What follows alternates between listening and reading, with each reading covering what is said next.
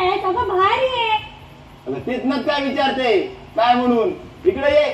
काय झालं? अगं चुलीवरचं दूध ओतू गेलंय, त्याचा वास उठलाय. अगं बया. अगं हे वर नाही, कुठं चालली या? चुलीवरचं दूध तुझ्या ओतू नाही गेलंय, तिकडं नवऱ्याच्या प्रेमाला तुझ्या बहर आलाय, बहर ते आजचा वास उठलाय. हे घे पत्र आले बघ. अगं बया. अगं बाई माझ्या आता तरी हस की, बघू कशी हसते ती. आता घे की वाचून दाखव. अंगाशी मी वाचू? अगं माझ्या बायकोने लिहिलेलं जन्मात वाचलं नाही आणि तुझ्या नवऱ्याने लिहिलेलं वाचू होय? ओ बाई दावा वाचून काय म्हणतोय बघा.